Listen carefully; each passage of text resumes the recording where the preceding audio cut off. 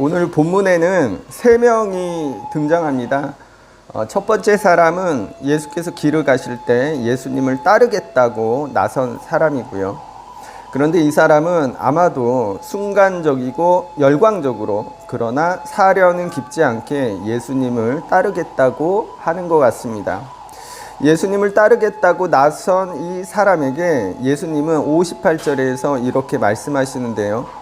예수께서 이르시되 여우도 굴이 있고 공중의 새도 집이 있으되 인자는 머리 둘 곳이 없도다 하시고, 예수님은 여우도 굴이 있고 공중의 새도 집이 있으나 자신은 머리 둘 곳이 없다고 하세요. 그가 따르고자 하는 사람, 그러니까 예수님은 집도 없는 방랑자이고 그 길은 험하고 거칠며 어렵다는 것이죠. 그리고 그런 예수를 따르는 사람, 그의 제자 역시 그러한 고달픈 길을 걸어야 함을 알려주고 있습니다. 두 번째 사람은 예수께서 먼저 나를 따르라 명하신 사람인데요. 그런데 그는 먼저 가서 내 아버지를 장사하게 허락해 달라고 청합니다. 또 세 번째 사람은요, 자기 가족과 작별하게 허락해 달라고 하였습니다. 이는 열왕기상 19장 20절과 비슷한 내용인데요. 엘리야가 밭을 갈고 있는 엘리사를 부릅니다. 그때 엘리사는요, 부모님께 작별 인사를 한 후에 엘리야를 따르겠다고 청하거든요. 이에 엘리야는요, 그런 엘리사에게 작별 인사를 허락하고 또 내가 어찌 그것을 금하겠니? 라고 말합니다. 그러니 먼 길을 떠나기 전에 부모께 인사드리는 것이나 또 장례를 치른 후에 따르겠다고 청하는 것은 합당한 일이라 할 수 있겠습니다. 그런데 오늘 예수께서는 부모의 장사를 지낸 후에 예수를 따르겠다는 사람에게 이렇게 말씀하시는 거예요. 죽은 자들로 자기의 죽은 자들을 장사하게 하고 너는 가서 하나님 나라를 전파하라. 또 가족과 작별 인사한 후에 예수를 따르겠다고 하는 사람에게 쟁기를 잡고 뒤를 돌아보는 사람은 하나님 나라에 들어갈 자격이 없다 말씀하세요. 이는 사실 오해의 소지가 많은 말씀인데요. 이와 비슷한 말씀이 누가복음 14장 26절에도 있습니다. 물은 내게 오는 자가 자기 부모와 처자와 형제와 자매와 더욱이 자기 목숨까지 미워하지 아니하면 능히 내 제자가 되지 못하고. 예전에 기독교 방송에서 어떤 목사님이 이 본문으로 설교하신 걸 들었거든요. 그 설교 내용은 문자 그대로 가족이나 사랑하는 사람까지도 하나님보다 더 위에 두어서는 안 된다는 내용이었어요. 사람보다 하나님을 더 위에 두고 사람보다 자기 가족조차도 하나님 위에 두면 안 되고 하나님을 더 많이 사랑해야 한다는 내용이었어요. 이게 설득력이 충분히 있고 또 본문의 말씀도 액면이 그러하니 어쩌면 우리는 가족보다 항상 하나님을 위에 두고 하나님을 더 사랑해야 할 것 같습니다. 그렇죠? 그런데 과연 그럴까? 하나님이 자기 부모나 배우자나 아이보다 하나님을 더 사랑하는 것을 바라고 원하실까? 요걸 좀 생각해 볼 필요가 있을 것 같아요. 요한일서 4장 7절 8절 말씀인데 제가 읽겠습니다. 사랑하는 자들아 우리가 서로 사랑하자. 사랑은 하나님께 속한 것이니 사랑하는 자마다 하나님으로부터 나서 하나님을 알고 사랑하지 아니하는 자는 하나님을 알지 못하나니 이는 하나님은 사랑이심이라. 하나님이 사랑이세요. 그래서 사랑을 하지 못하는 사람은, 사랑을 하지 않는 사람은 하나님을 모른다고 하는 겁니다.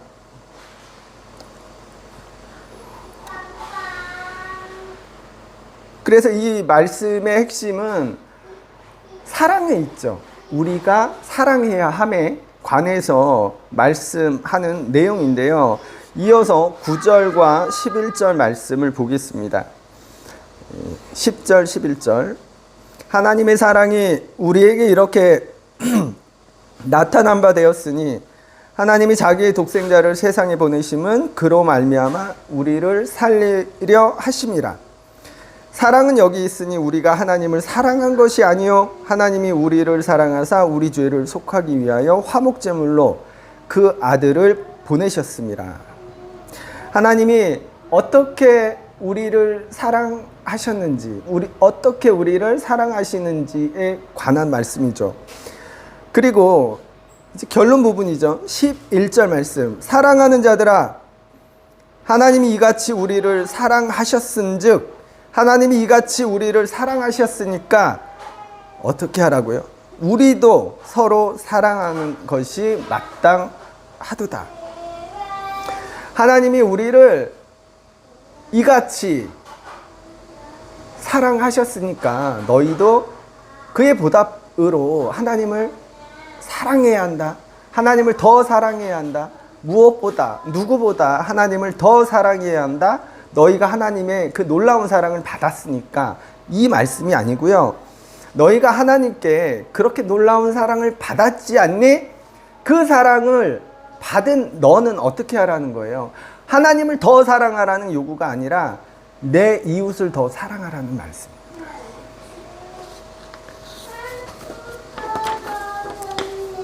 사람을 사랑하라고 말씀하시는 거예요. 우리가 하나님께 값지고 큰 사랑을 받았으니까, 그렇죠. 우리가 하나님을 사랑하는 것은 마땅한 일입니다. 그러나 하나님이 요구하시는 것은 내가 너희를 이렇게 엄청나게 사랑했으니까 너희도 나를 엄청나게 사랑해야 된다는 말씀이 아니고요. 너희가 하나님께 이토록 큰 사랑을 받았는데 그 큰 사랑을 어디로 전하라는 거예요? 어디로 옮기라는 겁니까? 어디로 베풀라는 겁니까? 다른 사람들에게로. 그리고요, 하나님은 우리의 부모가 되시죠. 부모는 자식을 사랑할 수밖에 없고요. 또 자기 자식이 사랑하기를 바랄 거예요. 사랑이 많은 사람이 되기를 바랄 겁니다. 자식이 부모를 사랑하는 일도 당연한 일이지만 우리가 한번 생각해 보자고요. 어떤 부모가 자식이요, 부모보다, 자기보다, 그 부모보다 자기 자식을 혹은 그 아내를 더 사랑한다고 해서 그 자식을 나무랄까요? 물론 서운할 수는 있겠네. 예. 어떤 부모가 자기 아내나 자식보다 부모인 나를 더 사랑해야 된다, 이렇게 요구할까요?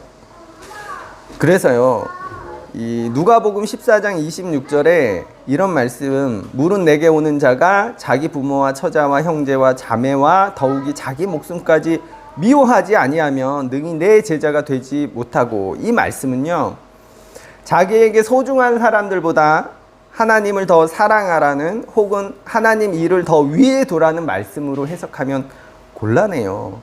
마찬가지로 오늘 본문에서 아버지의 장사를 허락하지 않는, 또 가족과의 작별 인사마저 허락하지 않는 예수님의 말씀 역시요, 자기 부모를 버리라는, 가족을 버리라는, 혹은 하나님의 일을 네가 사랑하는 가족보다 더 위에 두고 네가 사랑하는 가족보다 하나님을 더 많이 사랑해야 한다는 그런 말씀으로 받아들이면 곤란합니다. 그렇다면 어떤 의미일까? 이는 하나님 일을 할 때 다른 것에 생각을 두지 말라는 거예요. 부모나 가족보다 하나님을 더 사랑하라는 말씀이 아니고요, 사랑하는 사람이나 자식보다 하나님의 일을 더 위에 두라는 말씀도 아니고요, 하나님 일을 할 때 사역을 맡은 자가 다른 것을 염두에 두고 다른 것을 바라보며 그렇게 한눈 팔지 말고 그 일에 집중하라는 요청인 거예요.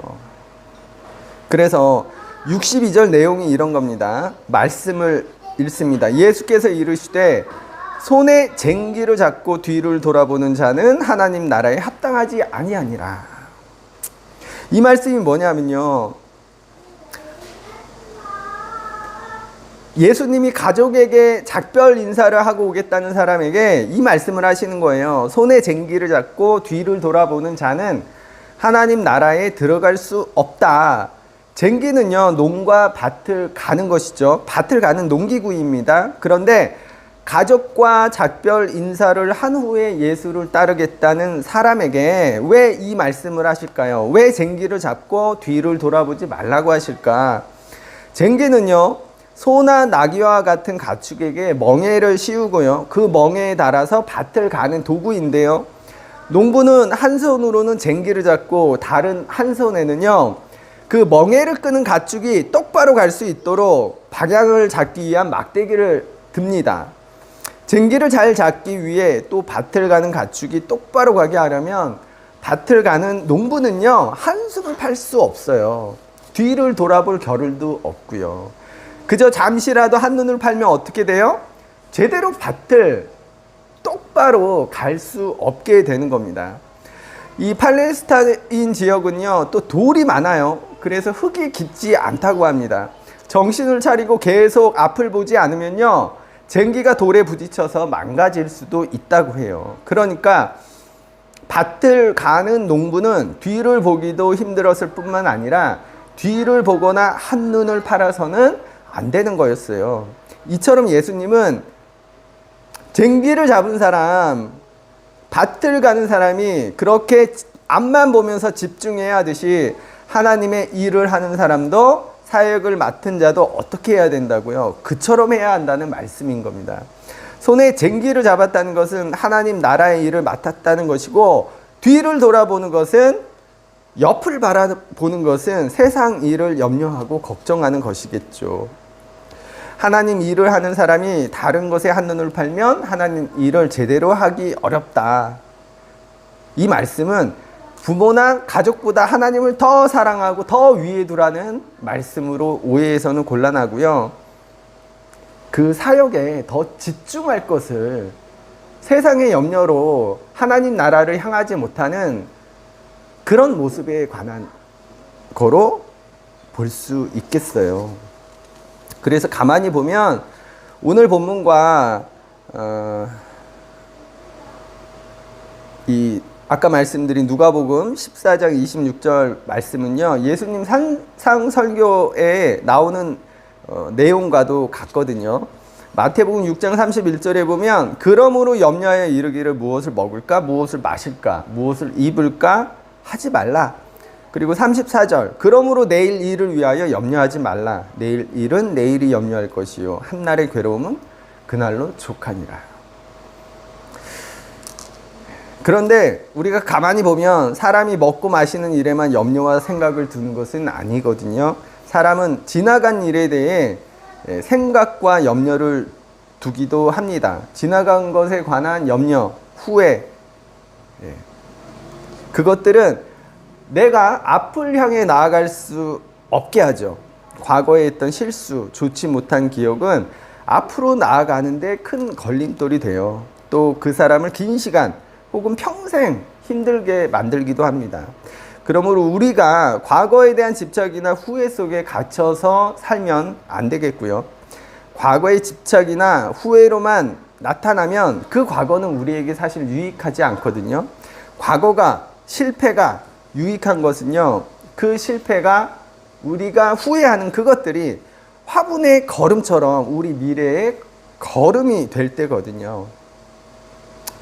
그래서 우리가 쟁기를 잡은 사람이라면 앞만 보고 뒤나 옆이 아닌 한눈 팔지 않으면서 앞만 보며 곧게 나아가면 좋겠습니다.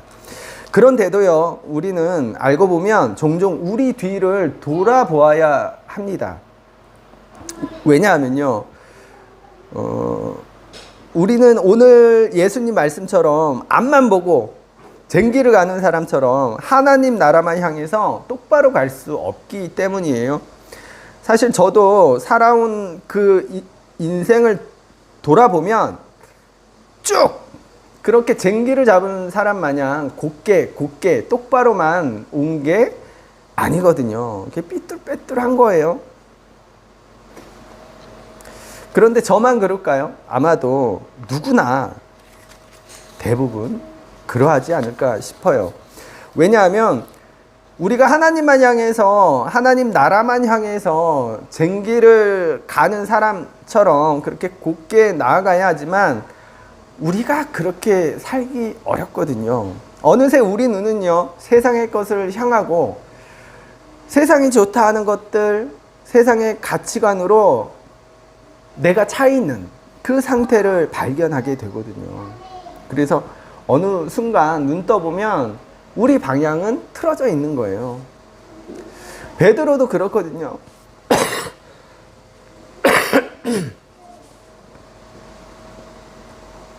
베드로가요, 예수님만 바라볼 때 무리를 걷잖아요. 그런데 잠깐 바람을 보고 그리고 물에 빠져버려요. 베드로도 그런데 하물며 우리는 어떻겠어요? 우리가 주님만 바라보아야 하는 건 맞아요. 그런데 우리가 살다 보면 실상은 그렇지 못하다. 그래서 우리에게 필요한 것이 회개입니다. 회개. 회개란 나의 인식, 나의 생각을 바꾸는 일인데 내 생각이 바뀌니까 그 삶의 방향도 바뀌는 거죠. 주님만 바라보아야 하는데 어느새 내 안에 들어온 그 세상의 것들, 세상이 주는 만족, 하나님이 기뻐하시지 않는 세상의 가치관들, 세상의 방식들, 잠깐 눈 떠보니 어느새 그것들로 내 안이 가득 채워져 있는, 내 머릿속에 그러한 생각, 그러한 인식들이 차 있는 그런 자기를 발견하고 그 생각, 그 인식을 바꾸는 거예요. 다시 하나님의 것들로. 그래서 내가 틀어진 그 방향이 다시 하나님께로 맞춰지는 작업. 그게 회개이거든요. 그리고요, 그래서 우리 인생길이요, 주님만을 바라보고 그리로 곧게 가야 하지만 알고 보면 삐뚤빼뚤한 게 정상인 겁니다. 그래도 놀라운 것은 우리에게 회개를 하게 하시고 또 우리가 회개할 때 하나님은 우리 방향을 다시 틀어주시는 거예요. 당신께로, 주님께로. 잠시 바람을 보다가 물에 빠진 베드로에게 예수님이 손 내밀어 건져주신 것처럼 그렇게 오늘 설교를 마치려고 합니다. 오늘 본문은 제자도에 관한 말씀인데요. 첫 번째 사람에게 하신 말씀에서는 제자의 길이 험난하고 배고프고 고된 것을 말씀하셨고요.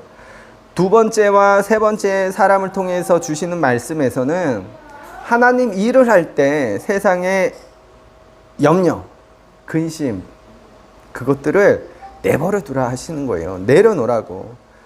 오늘 우리의 모습을 보기 원합니다. 예수님의 제자로 살아가는 길이 쉬운 길이 아님을 우리는 알고 있는데도 불구하고 우리는 어려운 길이 아닌 쉬운 길만 선택하고 바라보고 그리로만 가려고 하지는 않는지, 예수님의 제자가 되었음을 고백하면서도 주의 일보다는 세상 일에만 관심을 두고 너무 많은 염려로 그렇게 앞이 아닌 자꾸 뒤를 돌아보고 옆을 바라보는 그런 우리의 모습이 있지는 않은지,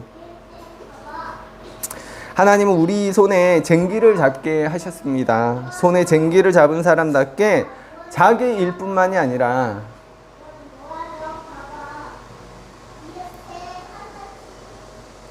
주님이 맡기신 일에도 집중하면 좋겠고요. 그리고 손에 쟁기를 잡은 사람 같이 그렇게 하나님을 향해, 주님을 향해 곧게 나아가는 우리가 되기를 소망합니다. 그런데도 우리의 연약함을 우리 자신이 잘 아니까 그렇게 곧게 나아갈 수 없는 우리를 발견하기 때문에 우리가 또 회개해야 되겠다. 그래서 자꾸만 틀어지는 우리 방향을 다시 주께로 맞추고 그렇게 쟁기를 갈듯 하나님 나라를 향해 곧게 나아가지 못하더라도 삐뚤빼뚤 가더라도 결국 그리로 계속 방향을 잡고 하나님께로 나를 맞추며 그리로 가는 우리가 되기를 소망합니다. 기도하겠습니다.